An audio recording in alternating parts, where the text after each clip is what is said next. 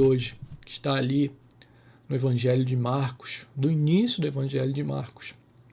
Marcos, capítulo 1, do verso 1 até o verso 11, que diz assim: Princípio do Evangelho de Jesus Cristo, Filho de Deus. Conforme está escrito na profecia de Isaías: Eis aí envio diante de tua face o meu mensageiro, o qual preparará o teu caminho. Voz do que clama do deserto: preparai o caminho do Senhor, endireitai as suas veredas. Apareceu João Batista no deserto pregando o batismo de arrependimento para a remissão de pecados. Saíam a ter com ele toda a província da Judéia e todos os habitantes de Jerusalém, e confessando seus pecados eram batizados por ele no Rio Jordão. As vestes de João eram feitas de pelos de camelo, ele trazia um cinto de couro e se alimentava de gafanhotos e mel silvestre. E pregava dizendo: após mim vem aquele que é mais poderoso do que eu, do qual não sou digno de curvando-me, desatar-lhe as correias das sandálias. Eu vos tenho batizado com água, ele, porém, vos batizará com o Espírito Santo. Naqueles dias veio Jesus de Nazaré da Galiléia e por João foi batizado no Rio Jordão.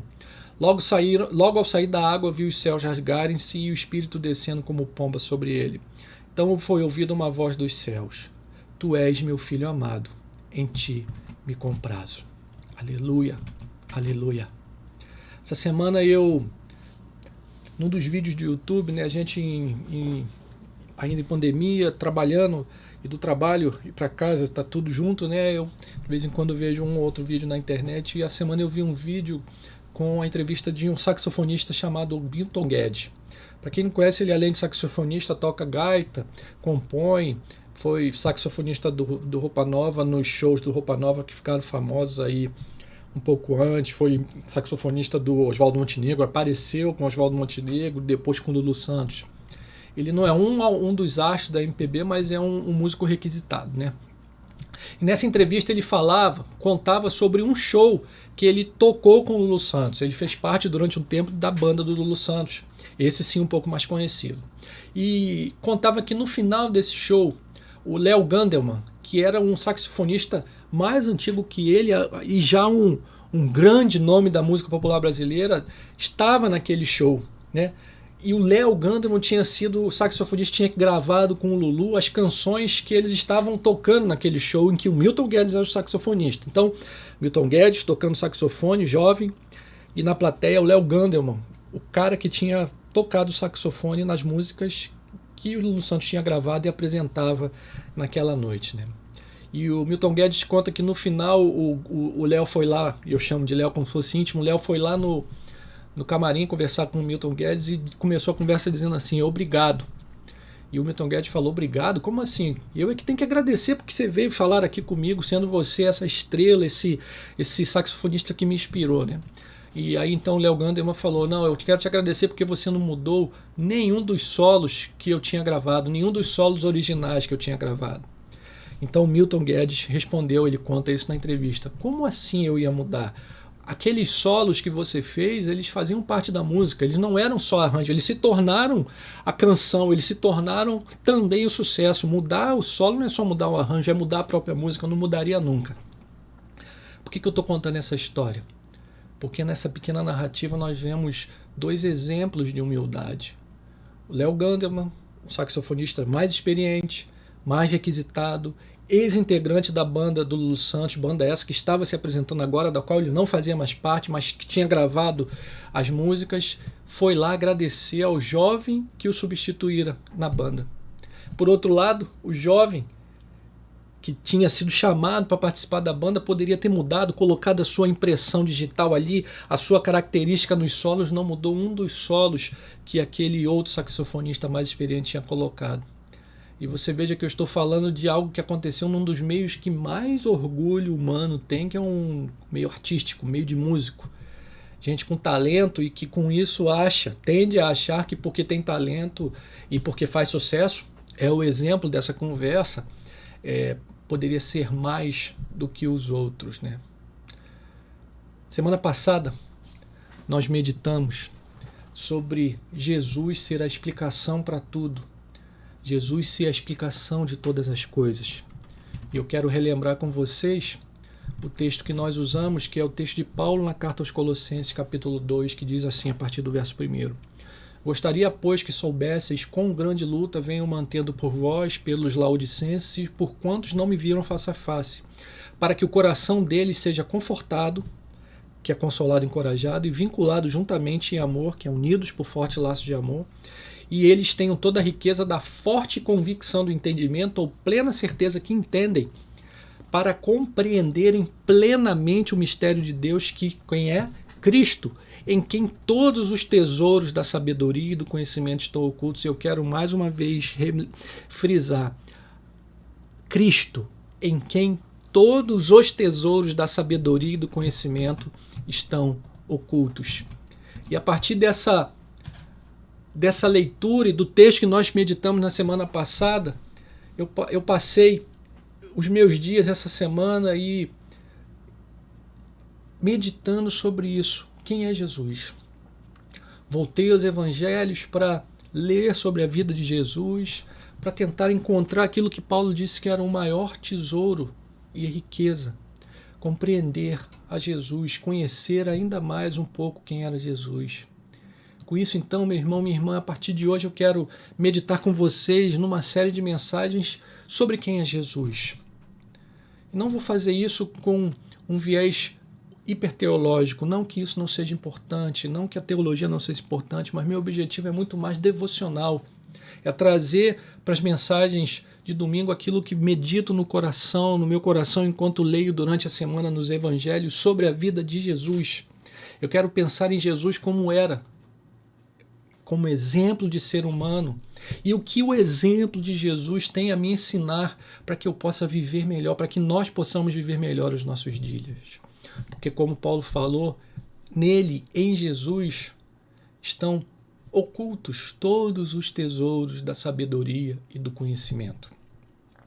Voltando então ao texto que nós lemos no início da mensagem, nós vemos ali João pregando o arrependimento e batizando. Em algum momento de sua pregação, então, ele ali no verso 7 do nosso texto diz: eu vos tenho, ali no verso 8, eu vos tenho batizado com água, ele, porém, vos batizará com o Espírito Santo. Vou ler do início. Após mim, disse João, vem aquele que é mais poderoso do que eu, do qual não sou digno de, curvando-me, desatar-lhe as correias das sandálias. Eu vos tenho batizado com água, ele, porém, vos batizará com o Espírito Santo. Veja, João dizendo que após ele viria alguém que batizaria com o Espírito Santo. A gente passa muito rápido pelos textos e corre o risco de perdermos o contexto. Veja, nós estamos falando de alguém, João, que vinha pregando e batizando no deserto, mas que mesmo assim ele era alguém que atraía muita gente. João já era meio que um pregador muito conhecido.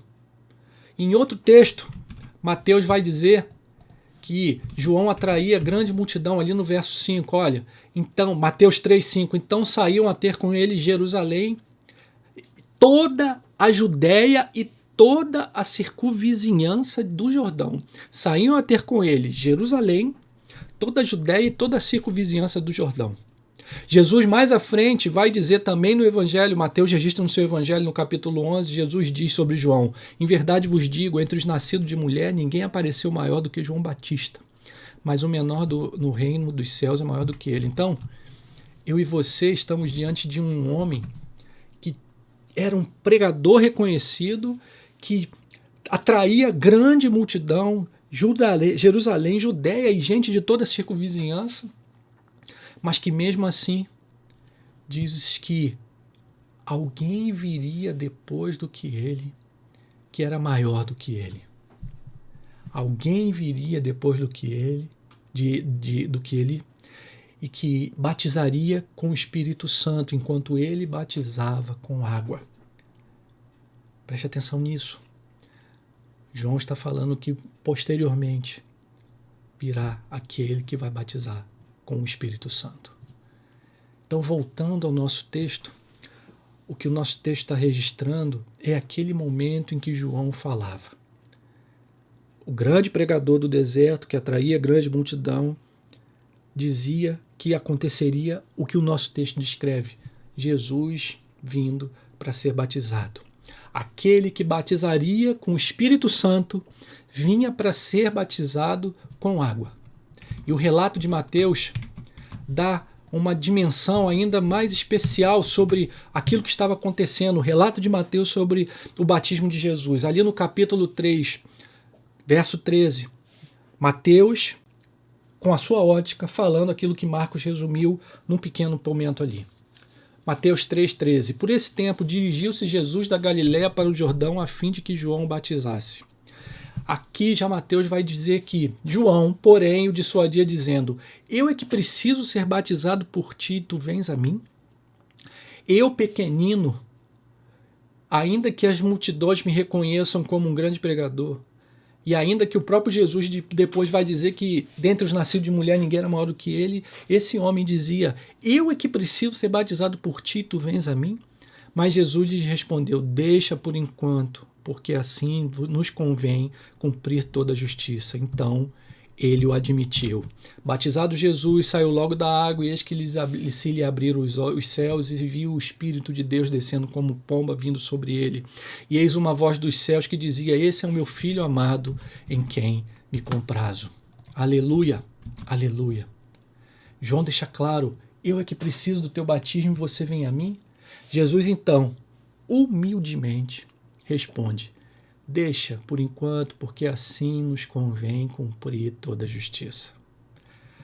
Tentando viver aquilo pelo que Paulo orava, tentando conhecer mais a Jesus, compreender mais em quem estão ocultos todos os tesouros da sabedoria e do conhecimento, essa semana, ao começar a ler a história de Jesus mais uma vez, encontro um Jesus humilde, tentando encontrar nele, em Cristo, todos os tesouros da sabedoria e do conhecimento.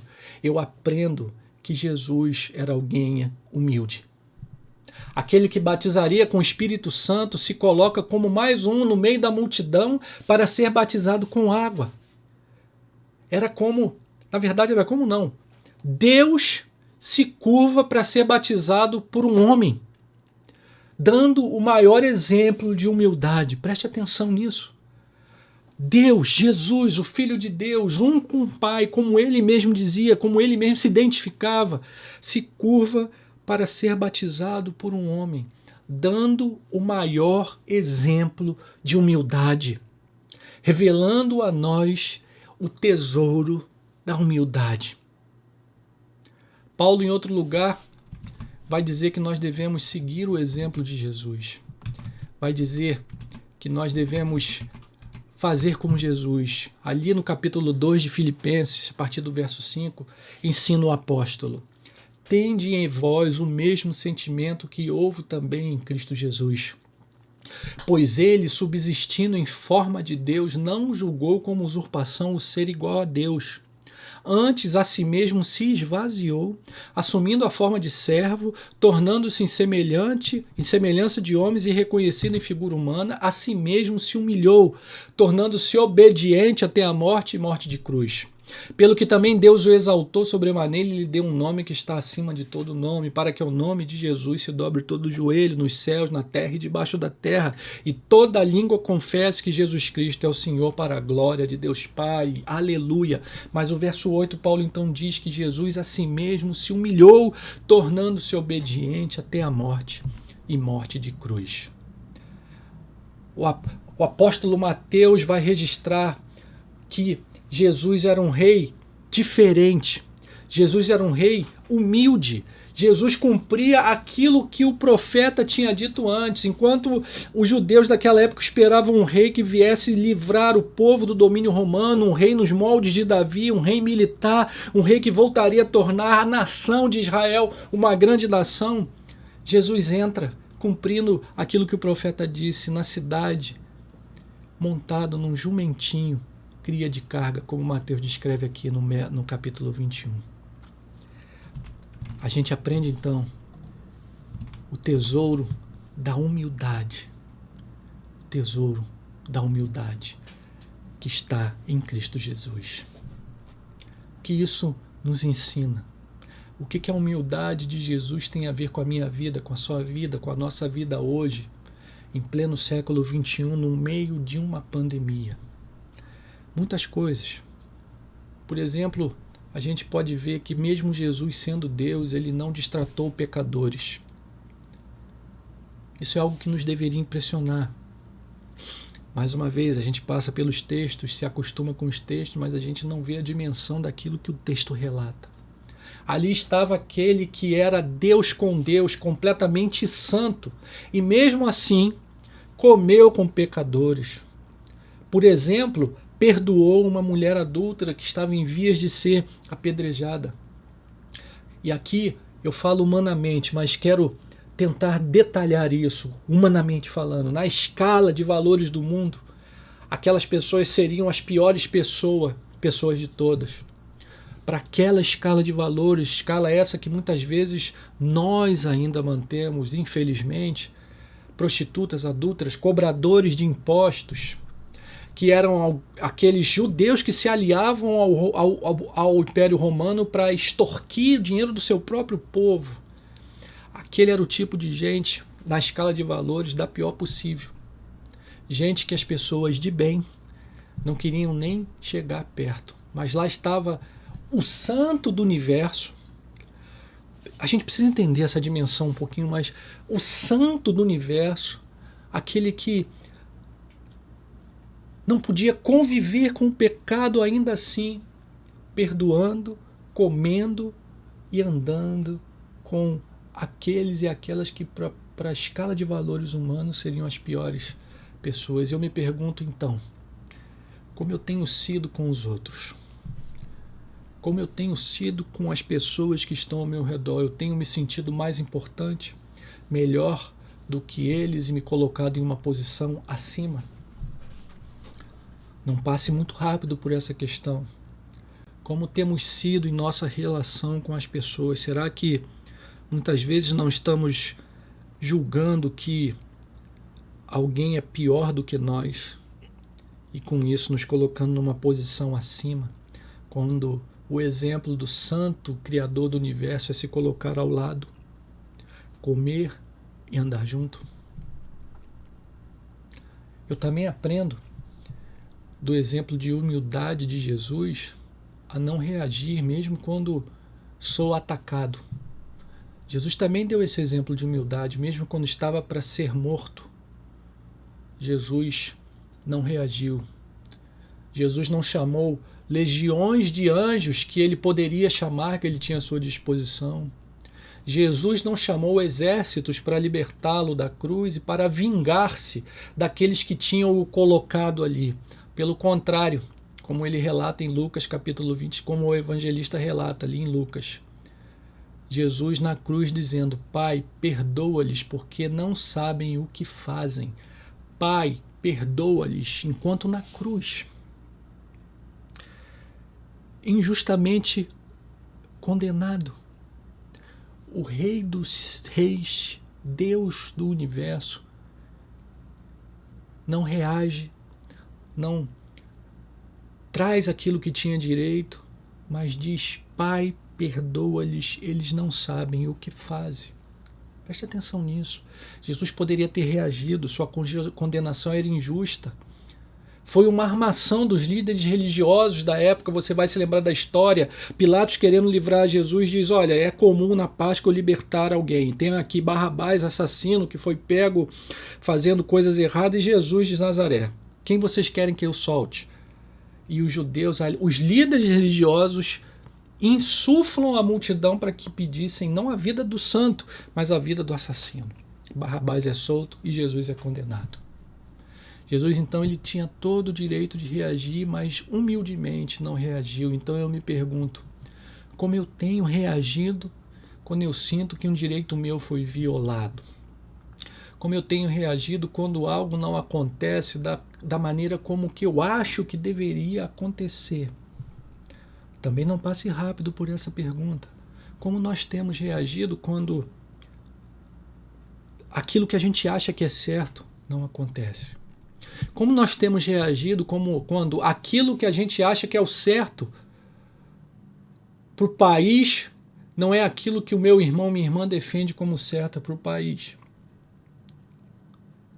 Como eu reajo quando aquilo que eu acho que é o certo por exemplo, no meu condomínio e o meu vizinho do lado não acha que aquilo é o certo, como eu tenho reagido quando um direito meu é violado? E veja, não estou dizendo aqui que nós temos que deixar os nossos direitos como cidadãos ser violados, não é isso. O que eu estou vendo é o exemplo de Jesus, que mesmo quando tinha o direito, não reagiu. E a gente está reagindo muitas vezes, e falo por mim mesmo, por coisas às vezes tão banais. Qual o exemplo de Jesus? O que o exemplo de Jesus pode nos ensinar sobre isso? O que esse tesouro da humildade de Jesus pode me ensinar sobre isso? Pode te ensinar sobre isso, meu irmão, minha irmã. Mas o que eu mais aprendi essa semana com a humildade de Jesus, isso é chave para mim, foi o que mais me impactou, foi que eu não tenho todas as soluções, eu não tenho todas as respostas. O exemplo de humildade de Jesus, para mim, pessoalmente, me ensina que eu não tenho todas as respostas, não tenho todas as soluções. Talvez você ouvindo isso pense que seja algo tão importante, mas para mim, criado em uma sociedade em que os homens devem ser fortes, devem conhecer todas as possibilidades, devem ter as estratégias certas, devem ser líderes fortes e estáveis, esse aprendizado não é algo trivial. Eu e muitos homens da minha geração, e não sei nem se os homens da geração atual continuam assim, mas nós crescemos aprendendo que nós tínhamos que ter as respostas e soluções para todas as coisas. Na minha mente eu fui formado para ter uma vida, um tipo de ação e reação na minha profissão, por exemplo, assim, saber todas as coisas. Na minha mente eu exerço um cargo de gerente no SERPRO dessa forma, para ter esse tipo de atitude. Na minha mente, eu sou marido e pai para isso, para ter a resposta para todas as coisas, para ter as soluções para todas as coisas. E finalmente, na minha mente, eu fui ordenado pastor para isso.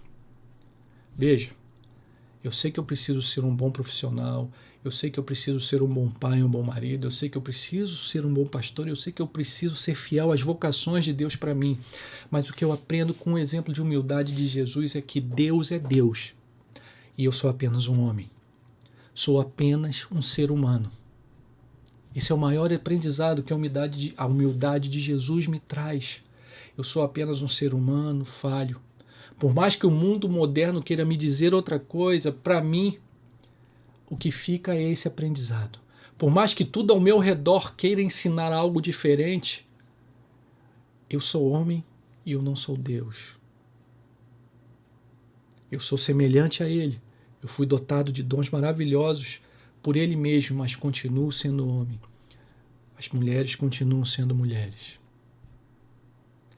O quanto isso pode ser saúde para nós, meu irmão, minha irmã. Quantas perguntas você tem hoje na sua mente, quantas questões, quantos direitos feridos, quantas palavras erradas foram ditas para você.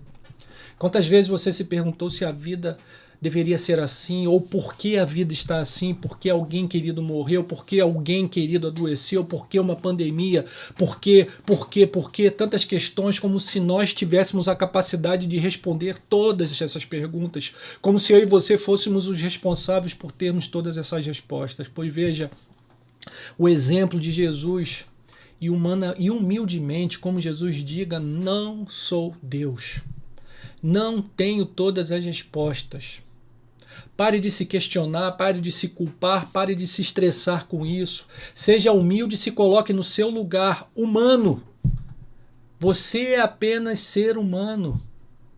Não caia na antiga cilada de Satanás, que na serpente tentou vender aos primeiros pais a possibilidade de que seres humanos seriam como Deus. Não caia nessa cilada, não caia na cilada pós-moderna, moderna, de que o homem é o seu próprio Deus, de que o homem tem a capacidade de fazer e realizar todas as coisas. Por mais que nós tenhamos sim a capacidade de fazermos grandes coisas, é uma capacidade que vem como dom, é uma capacidade que vem como semelhança do nosso Criador, mas nós não somos capazes de todas as coisas. Eu e você não somos capazes de todas as coisas. Deus não nos chama para isso. Deus nos chama para sermos dependentes dele. Deus nos chama para sermos dependentes dele. humildemente reconheça a sua dependência de Deus. E é muito interessante a forma como Jesus nos convida a descansarmos nele. Você se lembra como foi que Jesus convidou a humanidade a descansar nele? Está ali registrado no capítulo 11 do Evangelho de Mateus, a partir do verso 28, um texto conhecido. Preste atenção. Disse Jesus: Vinde a mim todos os que estáis cansados e sobrecarregados, e eu vos aliviarei. Tomai sobre vós o meu jugo e aprendei de mim, preste atenção, e aprendei de mim, porque sou manso e humilde de coração, e achareis descanso para a vossa alma, porque o meu jugo é suave, o meu fardo é leve. Tomai sobre verso 29, tomai sobre vós o meu jugo e aprendei de mim. Veja Paulo ressoando nas palavras de Jesus, que a oração dele era para que os colossenses compreendessem completamente o mistério de Jesus, onde estavam ocultos todos os tesouros da sabedoria, e Jesus falando: aprendei de mim, porque sou manso e humilde de coração, e achareis descanso para a vossa alma, porque o meu jugo é suave e o meu fardo é leve. Que coisa maravilhosa! Jesus nos convida a aprender dele para que possamos descansar nele. Quem sabe Paulo não tinha isso em mente quando disse que a compreensão de Jesus seria o maior tesouro para nós. Aprender sobre Jesus é aprender a descansar. E aí, nesse texto, o que nós aprendemos de Jesus, que ele mesmo ensina: aprendam de mim, porque eu sou manso e humilde de coração. Humildade. Eis aí Jesus destruindo a cilada de Satanás, o sofisma que está na raiz do pecado. Nós não somos deuses, somos seres humanos e humildemente devemos viver com essa realidade. Nós não temos respostas para tudo. Procurar todas as soluções, todas as respostas vai nos cansar, vai nos deixando sobrecarregados completamente. Jesus então nos chama: vinde a mim todos os que estáis cansados e sobrecarregados, e aprendei de mim, que sou manso e humilde. O tesouro da humildade vai nos ajudar a termos o descanso em Jesus. O descanso em Jesus. Aleluia. Eu não sei o motivo da pandemia. Eu não sei o motivo que nos levou a ficarmos tão divididos como igreja nos últimos anos. Eu não sei o motivo de uma multidão de coisas que nos acontece. Mas eu aprendo um pouco mais com Jesus essa semana. Aprendo a humildade. Jesus se submeteu à vontade do Pai, mesmo sendo um com Ele. Então eu também quero me submeter à sua vontade e descansar nele, porque a sua vontade é sempre boa, agradável e perfeita. Amém. Aleluia. Que você então possa descansar no exemplo de humildade de Jesus. Que você possa descansar em reconhecer quem você é. Ser humano, não Deus, limitado, completamente dependente. Não se assuste com isso, pelo contrário, viva em paz com essa dependência, porque nós não dependemos nem de nós mesmos, nem de outro semelhante a nós, mas nós dependemos do Criador do Universo, que se revelou como nosso Pai amoroso. Nós cantamos: Pai, Abba, Pai. E aprenda, e que possamos então aprender com Ele esse exemplo de humildade, reconhecer esse tesouro oculto em Jesus, o Deus que habitou entre nós, sendo humilde, tratando bem as pessoas, não reagindo mesmo quando tinha direito, mas principalmente nos ensinando a depender dEle. Nos ensinando a depender dEle, como Ele, quando andando entre nós, dependeu do Pai. Que essa semana, então, você viva com essa realidade. Tantas questões, tantas perguntas, tantas preocupações. Coloca tudo diante de Deus e humildemente reconhece: eu não sei lidar com isso. Eu não tenho essas respostas. Mas ao reconhecer, descanse. Descanse naquele que é manso e humilde de coração, porque ele tem jugo suave e fardo leve. Descanse, meu irmão, minha irmã. Descanse no exemplo humilde de Jesus e receba hoje, essa semana, essa noite, esse tesouro da humildade, para que você viva mais leve, viva mais em paz consigo mesmo, com a realidade, mas descansado naquele que tem o poder de fazer todas as coisas e naquele que disse que voltaria um dia para buscar a sua igreja, a mim e a você. Descanse na sua boa, perfeita e agradável vontade, hoje e sempre. Amém, amém e amém.